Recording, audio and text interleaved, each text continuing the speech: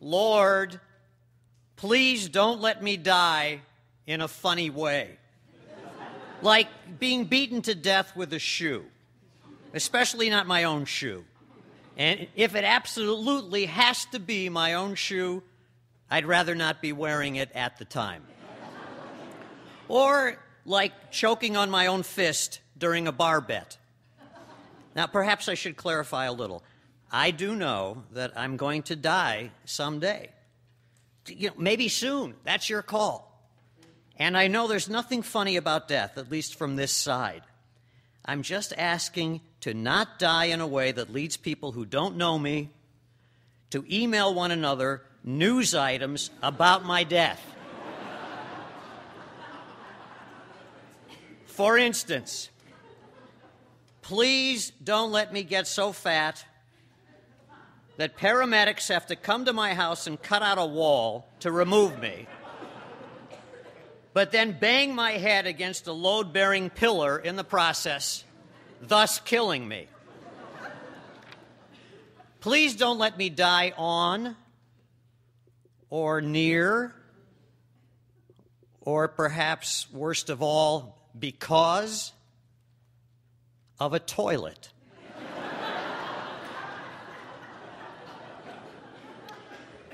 This includes a urinal or a baseball stadium-style urine trough, in addition to a standard commode. Please don't let my death in any way involve one of those giant inflatable rats that union protesters put up outside non-union job sites, or a blimp of any kind.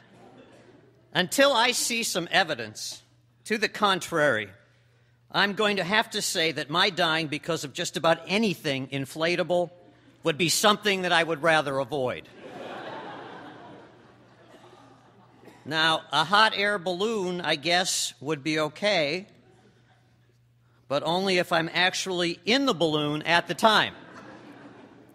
At least that would be kind of rugged and outdoorsy. What I'm trying to say is, if someone else's hot air balloon falls out of the sky and smothers me while I'm lying in a hammock reading Hot Air Balloon Enthusiast magazine, I'm going to be a little pissed. Oh, I apologize for that language, Lord. I'm just trying to be honest with you. A vehicular accident. Fine. Bring it on. I understand that statistically there's a pretty good chance of that happening anyway. Just please don't let it involve a moped or a go-kart. Also, I prefer not to die in a head-on collision with someone who, against all odds, has the same name as me.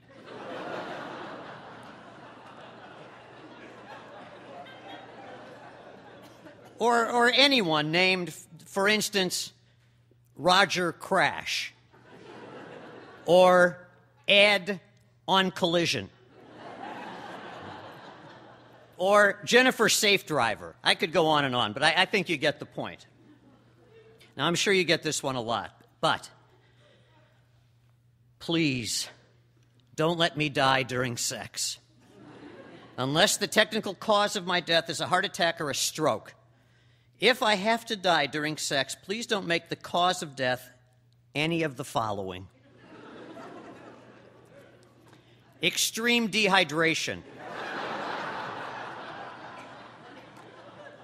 A previously undiagnosed allergy to fruit-scented or massage oils. Dermatological complications arising from severe rug burns. Or anything involving the use or misuse of any object best described as foreign.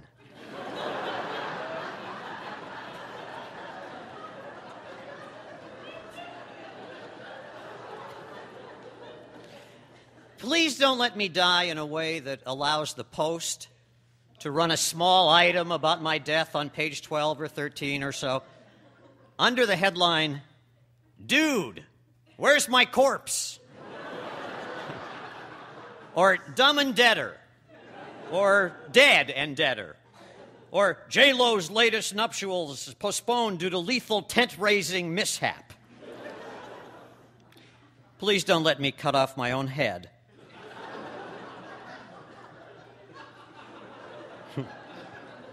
While trying to revive the lost scouting pastime of mumblety-peg. I would have to consider any fatality involving a prolapsed anus. Of course, just absolutely beyond the pale. I mean, come on, Lord.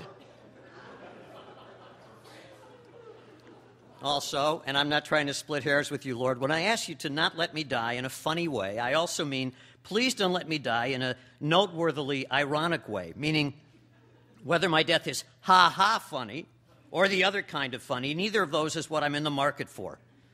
For instance, please don't let me go on a Sleepwalkers Anonymous Outward Bound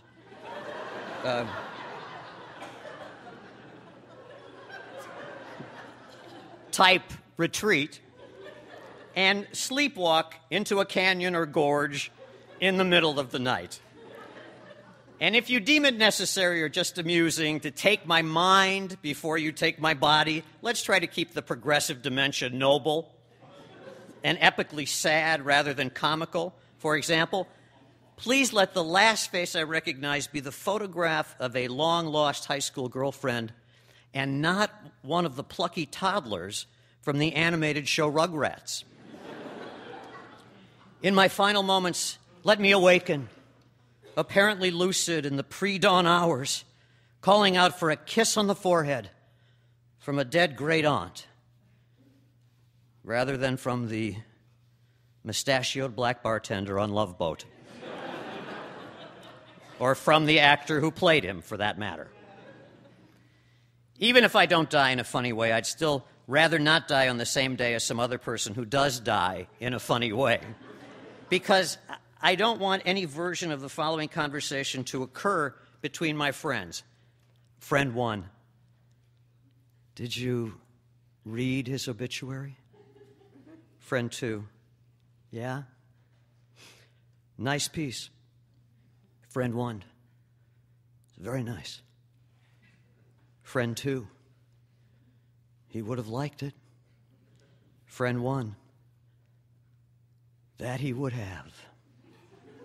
That he would have.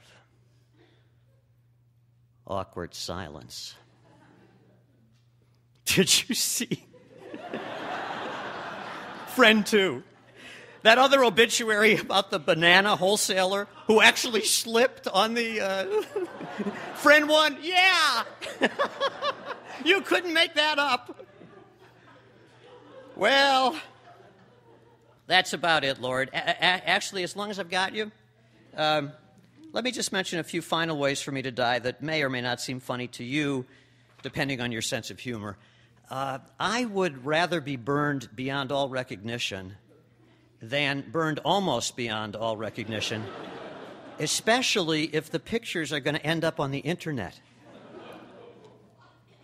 If some kind of rare organism eats away at my body from the inside, please let it be microscopic or just slightly larger than microscopic.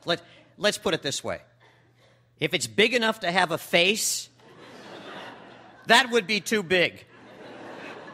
Thank you for your time, Lord.